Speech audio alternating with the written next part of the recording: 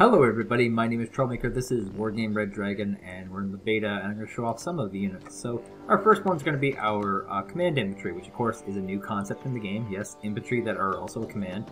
And the one for the Canadians will be called the Command Squad.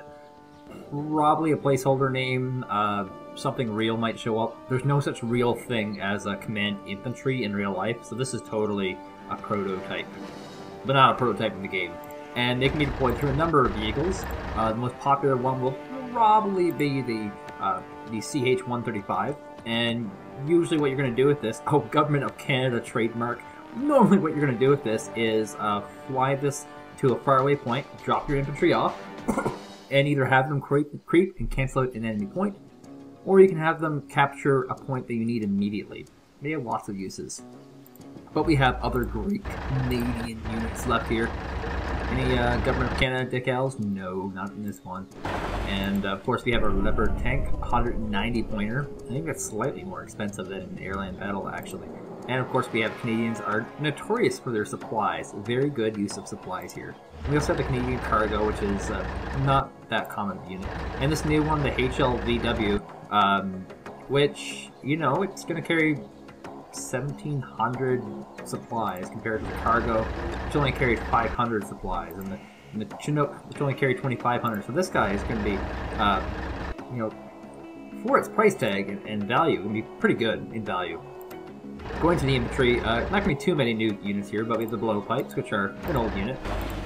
Anti-air unit, of course, with our nice Canadian decals, deployed in a number of vehicles, and you can tell they're anti-air because it's a two-man squad, and you have a big, giant, retarded anti-air rocket here. Now, is a new unit are the Canadian Airborne. They do have some non-airborne options, and they have their nice Canadian berets on. Not French berets, Canadian berets. And they will, in fact, have their, you know, air units that they'll be able to use. Not too shabby. We also have the Airborne 85, which, you know, at the moment don't have too much of a difference. They're roughly the same unit.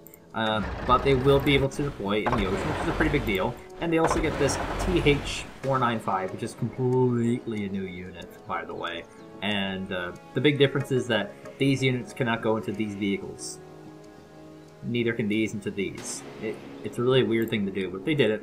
And once again, airborne units can use airborne stuff.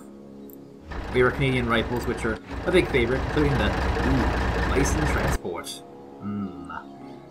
We have lots of pretty old vehicles, not going to be too much innovation in here, but we can deploy a lot of Canadian rifles. They actually can go into this TH-495 because they have an 85 variant, which once again is so far just seems to be a way of splitting up the ones that can go into various vehicles and which ones can land on the ocean.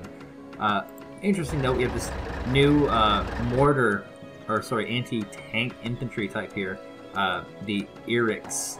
Which is going to be a two-man squad, and going to fulfill a role that's really missing with Canada here. And once again, a few vehicles, not as many. We might see more variants as we go on. Now, the Highlanders are in fact a squad based out of Nova Scotia, which is close to where I live. And, you know, they're not Scottish, actually. Some of them are. They have some Gaelic, and note, they have some pretty neat tools here. The Erix rocket on their hands is pretty damn cool. And we have two variants of this. We have the normal and the 1990 ones. So this will be used a lot probably in these kind of Cat A, Cat B, Cat C type decks, as well as with naval deployments. Now we have our Javelins, which are an anti-air unit. Once again, rocket on the back. And we have a nice variant of vehicles here. The Bison, of course, is the new one that we're ushering in. Now we have the Maw, which was a DLC unit in Airland Battle, which will be rejoining us here, thankfully. And they can go into a nice number of Canadian vehicles. Oh, Canadian government. How much did you pay? How much did you pay to have that decal there? Hoppa. These are the Canadian flamethrower units. Note, only one unit has the actual flamethrower. He's the guy up front with the nice little Ghostbusters backpack on. And, you know, nice number of units we can throw in here. As far as our support, Canadians are pretty limited on this front. We have our Bison mortar, which is basically a new unit, and it's also got an anti-infantry rifle on it, so it can get pretty close to the action. We have our Centurion Marksman, which is damn new, very new, and the Marksman variant we also saw, I believe, with the British, so this is a shared unit between the British and the Canadians, but this one has a maple leaf on it. That's how it's different. The ADEX is a carryover from Air Land Battle. Of course, was a unique unit, not anymore. It could shoot planes and ground, but now there are several units like this. We also have another mortar, same kind of gun on it. This is an actual artillery unit with a gun on it. The RCHA, brand new artillery unit, slightly stronger gun on it, slightly more expensive as well. Moving on to our Canadian tank section, we have our Centurion Mark V, which was the most popular of the Canadian tanks in the last game. And you have 3 variants of it, including the Mark 11. Heavily armored tanks. Definitely a frontline warrior, not very good at destroying stuff. Now this is a newer unit, I'm pretty sure, the Mark V AT. It's got an actual anti-tank component to it that will be able to be used at long range, and it's very cheap and cost effective, which are all Canadian tanks. The Leopard Cs are another Canadian variant, and still used in the Canadian Army. Nice little Canadian flag on the side here. And this one, of course, has an anti-infantry round, and also a larger gun. Now this Nexus, which is a new unit, has same gun, same weapon, big difference in armor though. Much stronger unit for frontline assault. 85-point tank. Canada has never had a tank that expensive ever. Moving on to our recon options, we have our CH-136. We have our Ferret, which is a brand new unit, shared off with the UK as part of the Commonwealth. I'm pretty sure Australia too. The Lynx, nice little recon unit. The Cougar, you know, it's never saw any use in Air Land Battle. The Coyote doesn't have a recon tag on it yet, but I guess it has to be a recon unit eventually. You know, it has a Bushmaster, which is a pretty damn good autocannon. It'll be able to squash a lot of infantry and some light armored vehicles. This is our little Scout, has a gun on it. Most of these don't have guns on it, that's why it's 15 more points. Probably won't see this unit ever in game. Pathfinders are a nice little Canadian variant of the Spetsnaz. Not quite as sure, not the Spetsnaz, that's my bad. What am I trying to think about here? Army Rangers, yeah. Have some anti-tank capabilities, have some anti-infantry capabilities, but these are a recon unit that can go behind enemy lines and squash a commander too. We also have our Reese, which are a pure recon unit, and they are snipers. Super long range, can pick off units very happily. Canada has the record for the longest sniper shot in the world. True fact. And this unfortunately does not show the reality. I think the Canadian sniper shot was like 2,300 meters. So 1575 is damn good average. Moving on to our vehicles here, we have our Camaro, which is a brand new unit. There's a great forum discussion with one of the developers of the actual Camaro who designed it. And it's not real. They're basing it on specs and prototypes, and this is what they came up with. So it'll be available to the UK and Australia if you choose to be a part of the Commonwealth. We also have the Cougar, not so hot.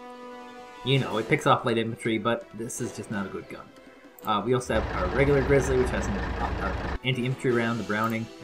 We have our Bison with its Browning as well, slightly more armored, slightly more expensive. A Wild 3 Tua. I'm pretty sure this is brand new. It's got a pretty damn high amount of rockets, and they're all tow too. So this is one that you will want to keep at a massive range in the least likely position, that is not front on.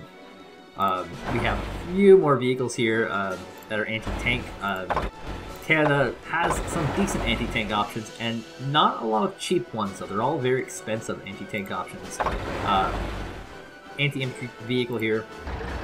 This is for carrying infantry, not too big of a deal, we're used to that. And more anti-tank options. Once again, Canada, big on their anti-tank. But yeah, they don't have a lot of tanks themselves. Autocannon, this brand new unit, the TH-495. No seemingly Canadian decals. We may see that in the Commonwealth deck. Moving on to helicopters, Canada is not rich in helicopters. We have the CH-118, the CH-135 with its minigun anti-infantry helicopter, our gunship, which has rocket pods that can deal with ships, it can deal with tanks, it can deal with vehicles. We also have our CH-135 variant, which is just slightly stronger, and our brand new to the game, CH-118 SS-11 anti-tank helicopter, purely AT. Is one thing that Canada was severely missing, was a pure AT helicopter, and now they have it. In the air, We have the Voodoo. Yes, the Voodoo has the nice Canadian Air Force's seal, which is a blue circle around a red flag, and it's got all sorts of Canadian decals on it. Very cool addition to the game. The Starfighter was in the original, and it is one that gets used by a lot of factions, so there's not too much in terms of decals that makes it uniquely Canadian, but once again, red circle with a blue ring around it.